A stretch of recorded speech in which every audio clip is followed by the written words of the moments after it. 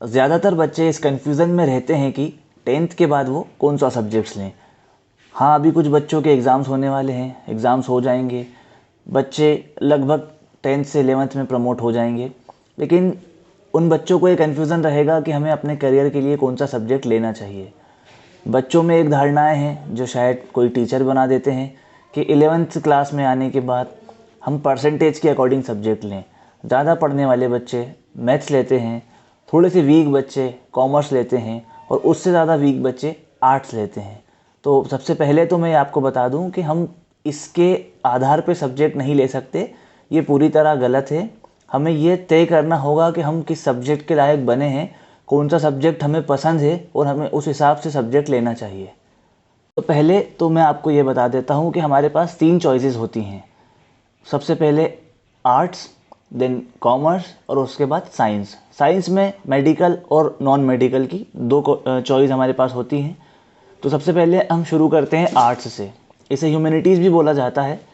इसमें जो सब्जेक्ट्स आपके पास होते हैं वो हिस्ट्री, सोशोलॉजी और पॉलिटिकल साइंस होते हैं। अब आर्ट्स के बारे में लोग ऐसा सोचते हैं कि आर्ट्स लेकर हम करेंगे क्या। तो देखिए, इस देश के बड़े से बड़े नेता, बड़े से बड़े अफसर, बड़े से बड़े पॉलिटिकल बैकग्राउंड के लोग, उनका सब्जेक्ट्स आप अगर जानेंगे तो आर्ट्स ही निकलेगा। आर्ट्स लेकर हम सरकारी नौकरी की तैयारियां कर सकते हैं, आर्ट्स लेकर हम पॉलिटिक्स ज्वाइन कर सकते हैं। आप सोचेंगे कि पॉलिटिक्स कैसा, तो मैं आपको एक चीज़ बताना चाहता हूँ कि अब हम तो बहुत सारी पॉलिटिकल डिग्रीज़ देने वाले यूनिवर्सिटीज़ हमारे देश में खुल चुकी हैं, आप वहाँ एडमिशन ले सकते हैं। हाँ, तो आर्ट्स लेकर आप लॉ फील्ड में भी जा सकते हैं। अब लॉ फील्ड में तो आप जानते ही होंगे, कुछ देश में अपने ऐसे वकील भी हैं जिनका सब्जेक्ट आर्ट्स था, जिनकी एक हेयरिंग्स की फ़ीस लाखों रुपए में होती है।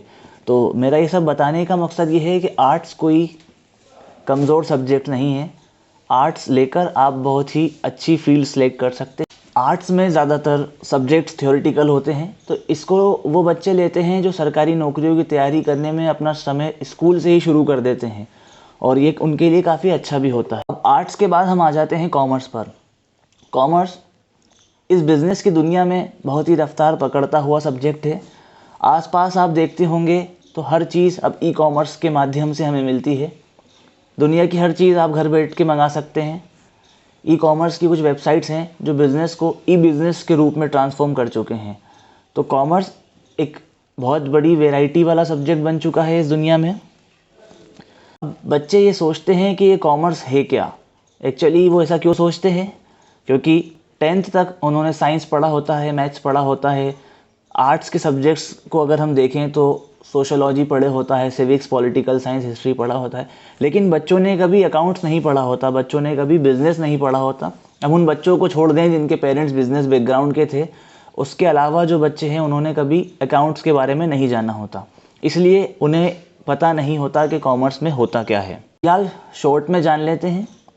कॉमर्स में 3 सब्जेक्ट्स होते हैं, अकाउंट्स, बिजनेस और इकोनॉमिक्स।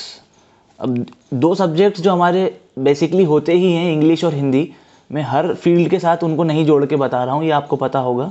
कोर सब्जेक्ट्स की हम बात कर रहे हैं। अब आप सोच रहे हैं कि इनको पढ़कर मैं बनूंगा क्या। अब रही बात कॉमर्स से हम करेंगे क्या, तो अकाउंट्स का मतलब होता है हिसाब लगाना। अब आप ये तो बखूबी जानते होंगे कि एक चाय की स्टॉल लगाने वाला व्यक्ति हो या इस देश के अंबानी अडानी, हिसाब तो वो रखते हैं। उसके लिए ज़रूरत पड़ती है कॉमर्स पढ़े हुए बंदे की।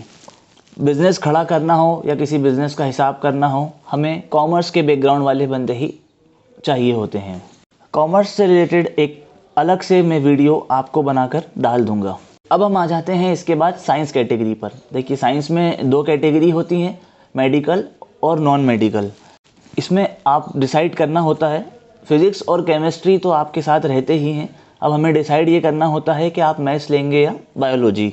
अब हम ये सोचते हैं कि 9th-10th में हमें मैथ्स बहुत पसंद था तो हम मैथ्स ले लेते हैं। देखिए, 9th-10th का मैथ्स, 9th-10th का साइंस बहुत अलग होता है। जब हम 11th-12th में उसे पढ़ते हैं तो वो बहुत अलग होता है। हाँ, अगर अब हमारी इच्छा है, हमें जुनून है उसे पढ़ने का, तो हम वहाँ पर जा सकते हैं। मैथ्स कठिन भी होता है लेकिन मज़ा भी बहुत आता है। अब आपको यहाँ तय करना होता है कि आप मेडिकल में जाएंगे या नॉन मेडिकल पे जाएंगे। डॉक्टर बनना हर बायोलॉजी लेने वाले बच्चे का सपना होता है, लेकिन हमें उसके पहले ये भी जान लेना चाहिए कि क्या हम कंटिन्यूसली पढ़ाई कर सकते हैं। कुछ बच्चे तो 11-12 के साथ ही नीट की तैयारी शुरू कर देते हैं और वो बहुत ही लगनशील होकर अपनी पढ़ाई को पूरा करते हैं। अगर आप ये सब कर सकते हैं तो आप डेफिनेटली बायोलॉजी पर जा सकते हैं।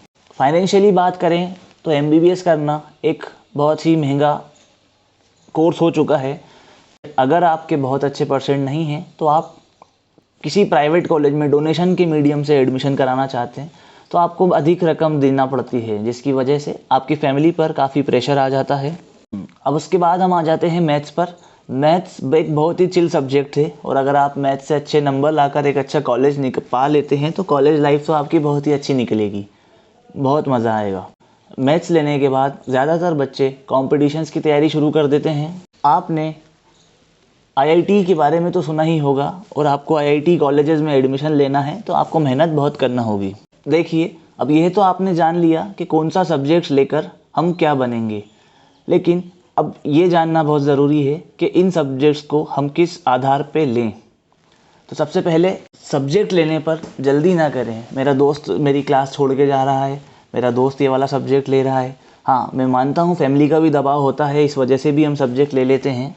और हाँ, पेरेंट्स आपका भला ही चाहते हैं। अब देखिए, सबसे अच्छा तरीका जो मैं आपको बताना चाह रहा हूँ वो ये है कि अगर आप किसी फील्ड को लेकर पूरी तरह से कॉन्फिडेंट हैं तो आपको सब्जेक्ट लेने में कोई प्रॉब्लम ही नहीं आएगी।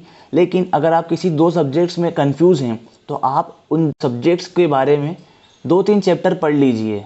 आप इंटरनेट के माध्यम से पढ़ सकते हैं, आप अपने किसी सीनियर्स के साथ पढ़ सकते हैं।